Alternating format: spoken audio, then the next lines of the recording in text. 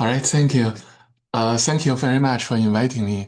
So I'll be talking about some of the single molecule super resolution work we done, mostly on diffusion measurements in cells and also in cytoplasma extract. So a lot of you may have heard of the concept of super resolution microscopy, especially those with single molecule localization.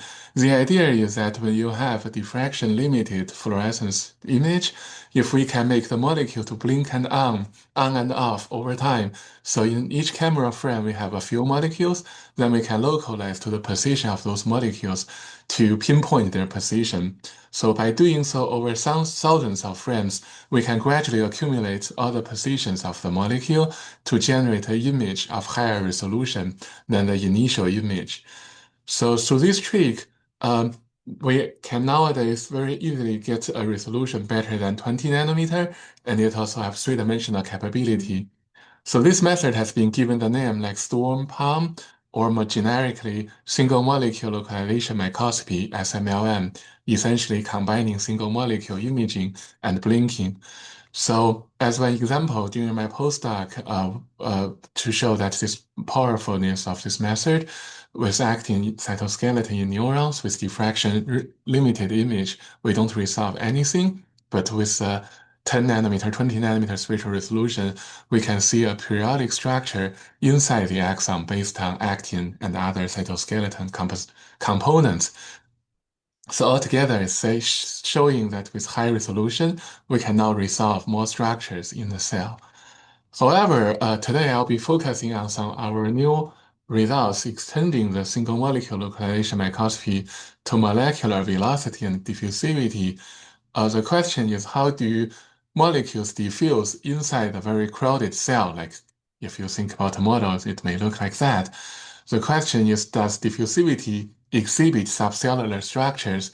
And if they do, how are they modulated by the local cell structure and the microenvironment? And also, maybe it's also modulated by the property of the diffuser in terms of size, charge, and other interactions between molecules. So single molecule tracking has been a useful tool to study the interaction between molecules, but or the diffusion overall, I guess. But it has been limited in how what you can measure. In those cases, you would follow each molecule through a lot of camera frames. Then if you can connect the position of molecule in each frame, then we can generate trajectories where you can do analysis to find out the diffusion rate. But the limitation is that it's often limited to bound molecules of low diffusivity below 10 micrometers square per second, because if it's diffusing too fast, then you no longer can track them. I'll show examples from our data. And also, traditional tracking, you can track a few molecules, but it's very difficult to generate a map to tell us spatially how the diffusion property might be different inside the cell. So the question is how to track and map unbound molecules in the mammalian cell. So we started with understanding how to detect the fast motion of unbound single molecules in the cell. So if we use the regular imaging method for single molecule imaging on a camera, the typical frame rate we can achieve is about 10 milliseconds. Then we will see a lot of motion blur under that time scale. You just see those blobs that are single molecules, but too much motion blur, so you cannot resolve them.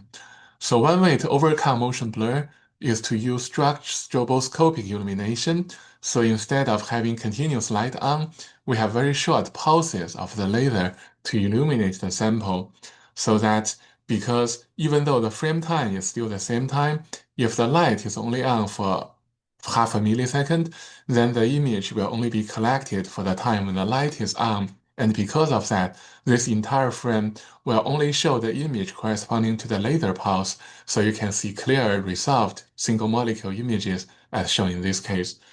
However, this approach itself cannot enable us to track the motion of the molecule, because even if we see two molecules in the first frame, in the second frame, 10 milliseconds would have passed if the excitation is at the center of each frame. So in 10 milliseconds, a typical protein in the cell will diffuse about 700 nanometers. So it will be essentially out of focus, because if you are looking at a high magnification, the focal plane is plus minus 400 nanometers. So if you see two molecules in one frame, in the second frame, they are very likely out of focus. So we developed an interesting scheme where we shift the first excitation towards the end of the first frame and the second excitation towards the front of the second frame. If we can do that, then the two images we are collected are essentially collecting two images in two frames that are separated by lower than 1 millisecond, which is defined by the pulse separation instead of the frame time of each imaging frame. Because of that, we can see if we see two molecules in the first frame, then in the second frame, only 1 millisecond have passed, and the molecule may have moved only about, roughly speaking, 200 nanometer. So the molecule will still be in focus, and in XY, it's easy to localize molecules with high precision under super resolution localization conditions. So we now have a way to measure the displacement of molecules within 1 millisecond or even shorter. So now that small d displacement is just for those two particular molecules, but we can repeat this measurement a lot of times to build up from the small displacement of individual molecules to the final diffusion coefficient by looking at a lot of molecules. So look like this. So each of the connected dots are the displacement of one molecule in 1 millisecond. And we run those paired excitations through a lot of frames. So we have a lot of those connected dots telling us the statistics of the molecules in terms of their 1 millisecond displacement. So now if we look at two regions inside the cell and look at their distribution, x-axis being the displacement of the molecule, y being the count of that particular displacement, then we see for two different regions in the cell, they have different distributions. One is broader, one is narrower, and we can fit them to our model to find out they corresponded to different diffusion rate. One is 25 micrometer square per second, the other is 11 micrometer square per second, showing we can already differentiate differences in the diffusivity inside the cell for different part of the cell. But we can also do much better. What we can do is we can use a 100-sized grid to grid our data. So we have individual spatial bins, each 100 nanometer by 100 nanometer in size. So in each spatial bin, we count about 100 molecule. We can estimate the diffusion rate based on the histogram for those 100 molecule, and we assign a d-value, and then we apply a color on this continuous color scale. So now if we put all those information all back together, then each spatial bin will become one single pixel of 100 nanometer in the image. But if we put them all together, then we have a nice spatial map for the entire cell, essentially, well, at least for a large region of the cell, where each pixel, as I said, is 100 nanometer in spatial resolution, but we have a nice map everywhere for the region that we image to give us the diffusivity shown as a color image. So this approach, we name it single molecule displacement mapping, or SMDM. So we can now map the displacement and also the local diffusion inside the cell. So in here, now we see two parts of the cell. One part is fast, one part is slow, essentially for those histograms corresponding to those parts. And we see this very interesting linear structure. We actually, in fact, often see this linear structure. This is a zoom out of the larger view of the cell, and we see a lot of linear structures with low diffusivity. So we realized what happened is that those linear slowdown of diffusion was due to the local actin cytoskeleton, because if we label the actin cytoskeleton in the cell, then we can see a correlation between where the diffusion slowed down and where the actin fibers essentially are occupying the local space. So this result shows us the diffusion of this fluorescent protein is just a typical fluorescent protein of 28 kilodalton.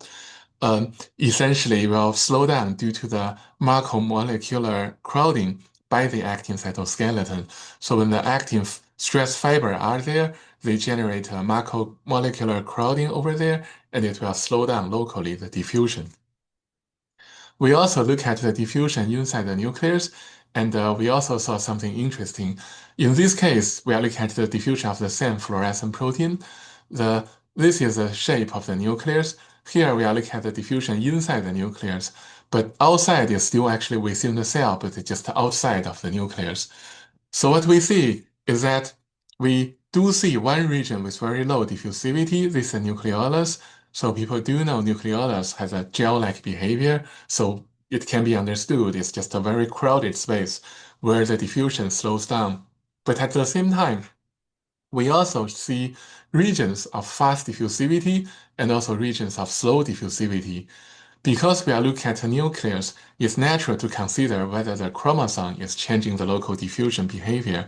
Because of that, we labeled the DNA using a different dye and performed SMLM to resolve the structure of DNA in the nucleus. By doing so, we show the fast diffusion part are the region not stained by DNA, essentially, not stained by the dye that labels DNA, essentially showing we have fast diffusion for the relative empty space in the nucleus that is not occupied by the chromosome, essentially. Whereas the slow diffusion corresponded to a high density of DNA staining. So if we overlay those two images, we can show essentially very good correlation. Fast diffusion always without chromosome, essentially slow diffusion has high staining of chromosome. So this is telling us the chromatin ultrastructure can modulate the diffusion of a protein in the nucleus because the chromatin again created a locally crowded space so that regions will have a lot of macromolecule crowding, and this crowding will slow down the diffusion of molecules. So far, we were able to show there are a lot of spatial heterogeneities of how fast molecules can diffuse based on the macromolecule environment at the nanometer scale. So in the cell, it's mostly from the cytoskeleton, but in the nucleus, it's mostly from the chromatin ultrastructure. So that is showing the cellular structure can modulate how fast molecule can diffuse inside the cell. But the other question we had was how about the properties of the diffuser itself? So we look at a few parameters and find one particularly important parameter is the net charge of the diffuser. In this case, we modify the fluorescent protein by changing a few amino acids to modulate the net charge. And we found starting with zero charge, we have a diffusion pattern. If we add negative charge to the fluorescent protein, the diffusion does not change much. But if we modify the net charge of the fluorescent protein to make it positively charged, then we see dramatic slowdown of diffusion inside the cell. So now, if we summarize those results so that the x-axis is the net charge of the fluorescent protein, the y-axis is the d value, then we see in different compartments like cytoplasm, nucleus, and so on, we see similar behavior where negative charge does not change the diffusion property, but positive charge essentially will give us a quick drop of the diffusion. If we have 7 positive charge, the diffusion is half of the initial value. If it's 14, we essentially have very slow diffusion. Showing charge is an important factor in modulating the diffusion, and positive charge somehow is doing something strange. So to generalize this method, this result, we wanted to look at the diffusion of different proteins and different molecules in the cytoplasm. But the limitation in here is that we are expressing a fluorescent protein in the cell, and there is limited thing you can do. You cannot do any molecule, right? You have to express something, and the fluorescent protein itself is 28 kilodalton. To overcome this limit, we collaborated with our wonderful collaborator, Professor Rebecca Held at UC Berkeley here, and they have a very powerful system where they can extract the cytoplasma from the frog eggs. So you can crush those frog eggs and do centrifuge and isolate the cytoplasma. If we isolate the cytoplasma in the test tube, then we can add arbitrary fluorescently labeled proteins and other molecules to trace their diffusion. And because of that, we were able to measure the diffusion in the cytoplasm this way for 15 different proteins without worrying expressing a thing in the cell. So we started by looking at the diffusion property of those 15 proteins in the PBS, just in water, essentially. And if we draw the diffusion rate as a function of the molecular weight of those proteins, then we see a very nice trend so that the larger the protein it is, the diffusion is slower because based on the size, right? The larger the protein it is, the slower uh, Brownian motion it will exhibit. And what's nice about it is that all the diffusion rates actually fall nicely on the Young-Carroll-Bell curve, YCB curve, that was predicted. There's no fitting parameter showing that essentially we have an established trend of the size of the molecule versus the diffusion rate that is accurately measured by our SMDM measurement.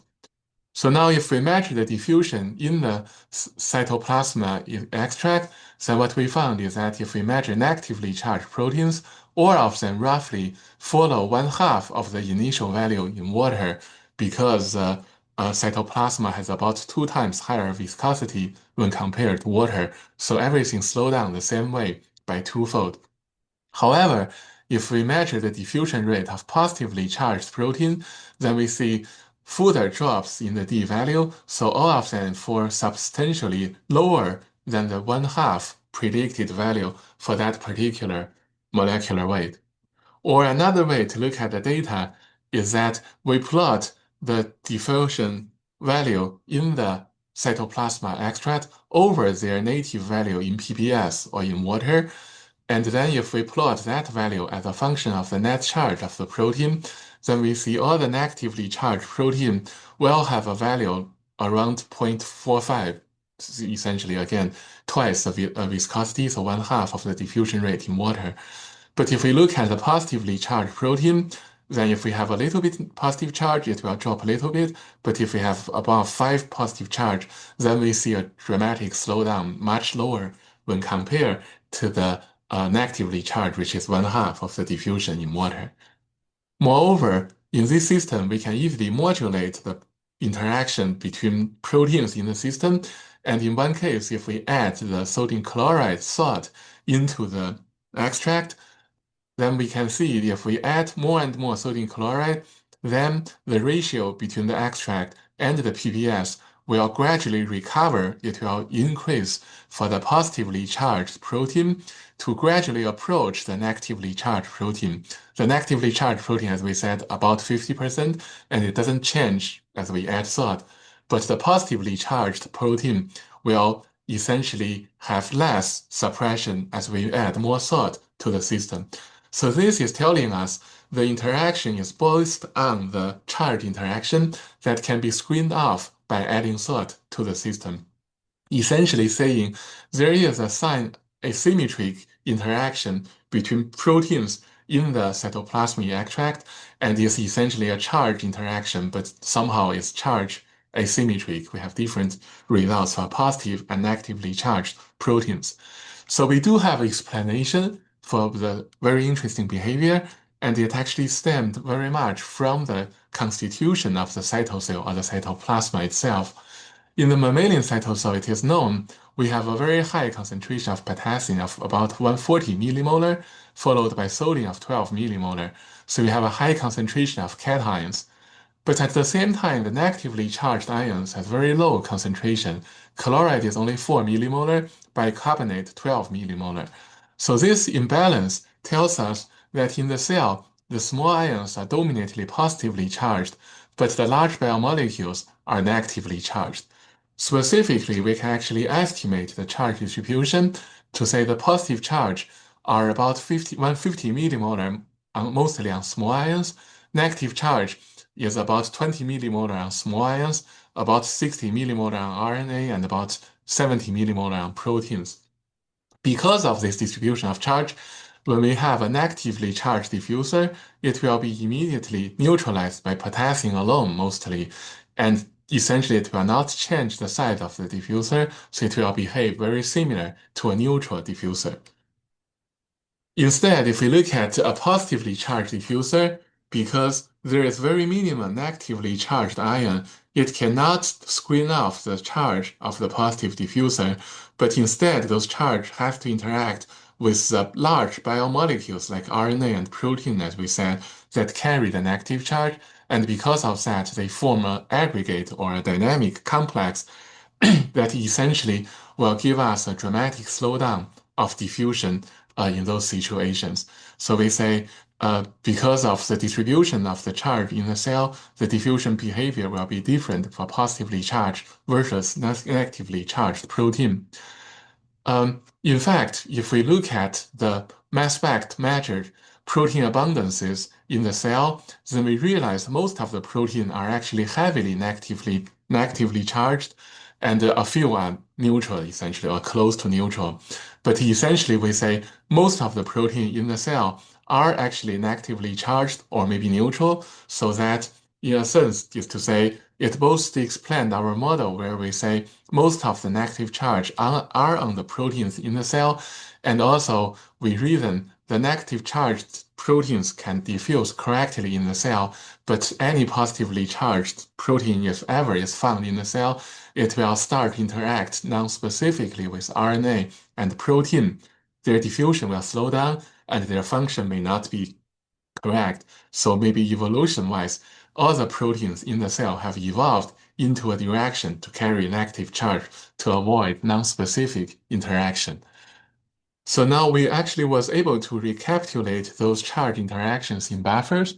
In here, we look at the diffusion of differently charged proteins just in a buffer system.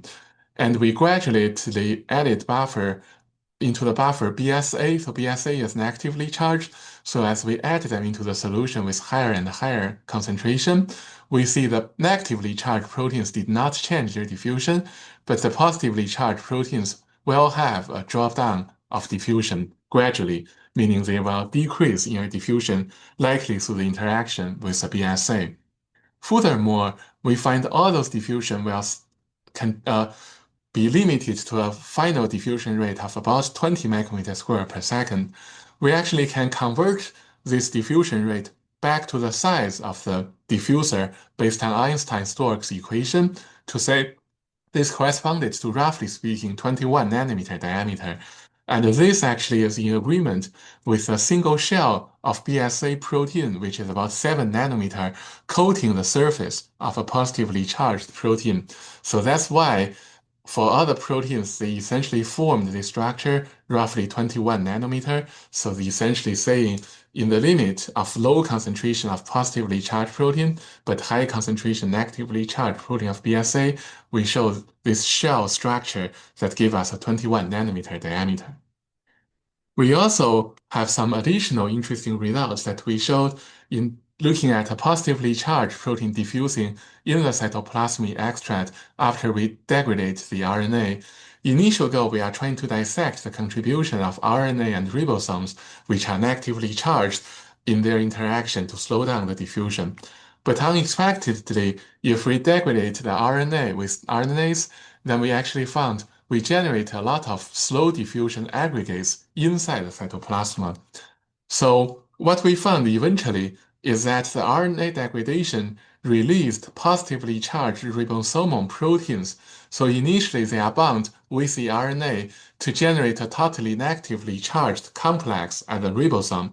But if we degrade the RNA, now the positively charged ribosome protein will be released to the cytoplasm, and they actually will interact with the negatively charged protein to generate a lot of aggregates due to this interaction with the negatively charged cytoplasmic environment.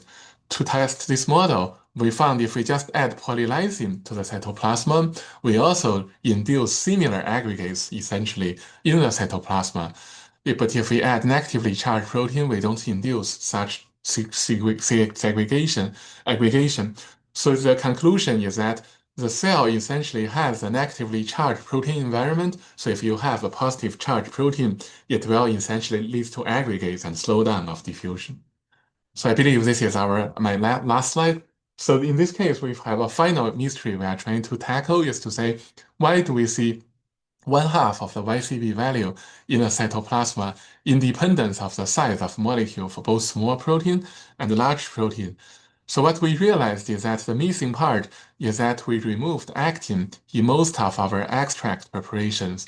If we restore actin or add more actin to the system, then we actually can start to see the larger proteins will have a more extra slowdown of diffusion due to the macroscopic crowding effect from the crowding of the cytoskeleton. So this actually is related to some of our previous work showing for a network of filaments, if the network have a small spacing, we'll start to see a crowding effect that will suppress the diffusion of the larger molecule, but not smaller molecule. So essentially saying cytoskeleton is another factor in addition to the negatively charged environment that will likely modulate the diffusion properties of molecule in the cells. So together, the conclusion is that with our SMDM measurement, we can now map the diffusion with high precision inside the cell, so we can start to see interesting properties in different situations. And overall, one interesting behavior we saw is that negatively charged protein will diffuse similarly in the cell, but positively charged protein will see a dramatic slowdown of diffusion. So with that, I'd like to thank the grad students and postdocs and funding agencies and also my collaborator. So thank you very much. I'd be happy to take questions. Wow, that's such a wonderful, fantastic talk. Great, Thank you. great work. I'm seeing questions in the chat. So the first question is from Miranda Lynch. Fantastic work. On slide 9, on the nuclear imaging, can specific regions or types of chromatin ultrastructure be resolved? Because chromatin has different types of self-association and condensation. Mhm. Also, have you looked at the nuclear during the cell cycle state, different cell cycle states? Because Right. in this We case, have. chromatin can be different. Yeah. All right, yeah, those are fascinating questions. Actually, we haven't actually get a chance to look at all those details. So in this experiment, we only used essentially a generic DNA dye. So we know the distribution of DNA, but beyond that, we don't know too much. We might see some heterochromatin structure on the envelope of the nucleus, like in those spaces, we see this very strong staining. Those might be heterochromatin, and we do see a very dramatic slowdown. But beyond that, we haven't done it systematically. One work we are doing right now is to label some of the structures, like the nuclear speckle and other structures in there, and correlate their diffusion. We do see at nuclear speckles there are some extra slowdown of diffusion. But certainly cell cycle indeed could be another important situation. We have some very preliminary results, but the system is harder to image. For example, during uh, the cell division, because the cell bore up, and when the cell bores up, they are more three-dimension, and it's just harder to image. Our measurement have more background when we image deeper, but we are trying to overcome those limitations. Thank you. So correlated to that, there are certain cell types that does not round up as much during Ah, mitosis. Maybe you can try those. right. Like which cell type, actually, for example? Like a PLK1, but I'm not sure if there Okay. are like as many sort of genetic engineering variants Hmm. available for those. But yeah, we can talk later about that. Hmm. Right. So Right. the Thank you. next question is from Harold. So can one express things by, I guess, pH rather than positive charges? Is it All difficult to right. see? Interesting. Yeah, we haven't tested because uh, if we change pH, we might be worried many things will change in the cell. But yeah, that's an interesting thing that we might be able to do too. So the question might be if we don't change the charge by changing the protein, but even for the same protein, if we change the pH in the cell, right, that could be interesting, certainly. Sorry, I guess I misinterpreted. So Hero said he specifically want to ask changing PI. Oh, PI. I think they are the same, right? If you are changing the PI, do you also need to change the sequence of the protein, right? How would you modulate PI without changing the structure, primary structure of protein? Uh, I'm actually unclear on that question then. Uh, right. I Hero, think would that you like to unmute yourself and ask right. more explicitly?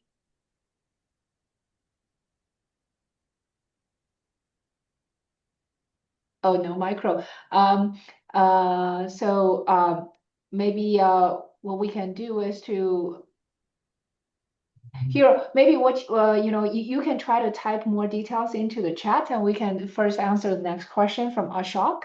So, what about phenomenon like subdiffusion? Uh, can your technique distinguish between diffusion and subdiffusion? Subdiffusion meaning like confined diffusion type of behavior or something. Is that the question or I uh think it's when the mean square distance is does not scale with t, but rather t of an exponent smaller than one, Right. something like that. Yes. So yeah, we can measure those things. So one thing we did is to vary the time separation between the two pulses. I don't have a good slide in here, but indeed we can vary the time separation between the two pulses and do a series of different time delays, essentially. Then we can look at the mean square displacement, or at least the displacement, I guess, as a function of time. And in there, at least we can differentiate confined diffusion. If in one space we see confined diffusion, then we don't see an increase of the mean square displacement over time, or it increase slower. Right. So yeah, we have seen confined diffusion so far with those experiments.